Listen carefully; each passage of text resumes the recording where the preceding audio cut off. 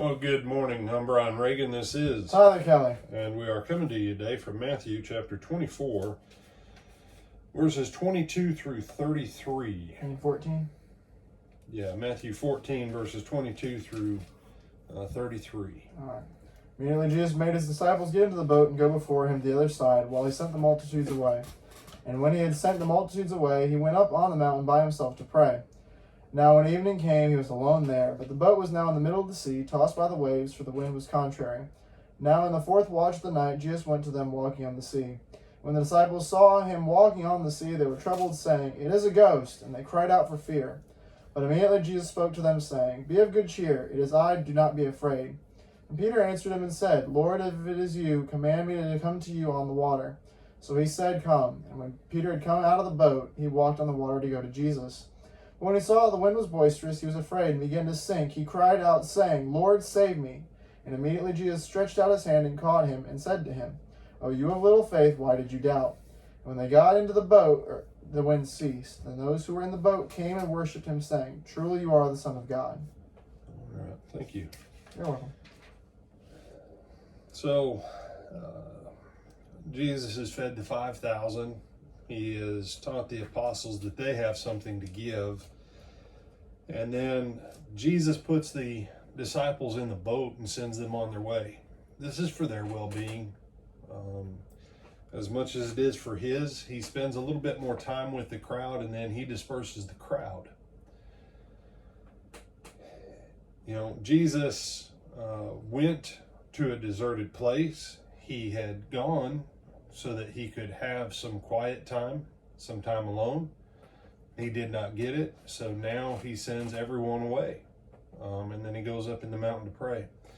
And there is a point to learn from that, and that is sometimes you need to shut off the phone, you need to shut off the television. I don't mean turn your volume off, I mean turn the phone off, turn your tablet off. They said, "But brother, what if someone..." Shut down all of your electronics. Okay?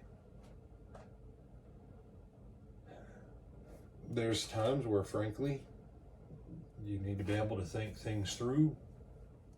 You need to actually focus, spend some time with the Lord, and then come back to the everything else. Some people, some people say they do this with vacation. I have yet to see that, because usually vacation is nothing but rush, and all kinds of input. But Jesus takes that time, and he does give the apostles a break too. They don't have to be with him. They don't have to be with the crowd. You say, well, but verse 24 says they were in the middle of the sea, tossed by the waves because the wind was contrary. Yeah. And we come to the first doubt in the apostles. Okay. In the fourth watch of the night, so between 3 a.m. and 6 a.m., in the fourth watch of the night, Jesus went to them walking on the sea.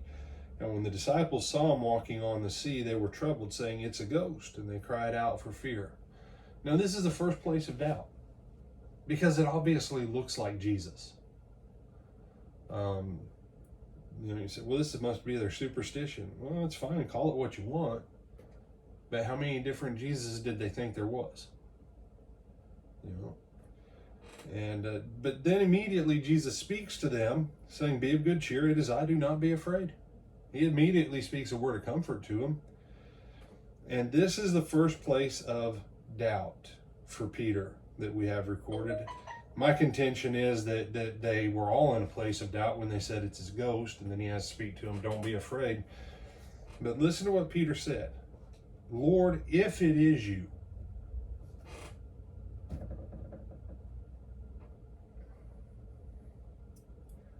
Sometimes that's all that doubt is. You have the word from the Lord and you go, well, you've been praying for a week and you're studying the scripture and the scripture gives you the answer, and then the next thing you do is go, well, Lord, if this is really the answer to my prayer, he just gave you, and now you're questioning. And so we're going to pause there on that first doubt of the apostle, and ask yourself this: how many times do you go, well, if, when you're reading the scripture or when you're spending time in prayer? You have some other thoughts on this one, brother? No, sir. All right.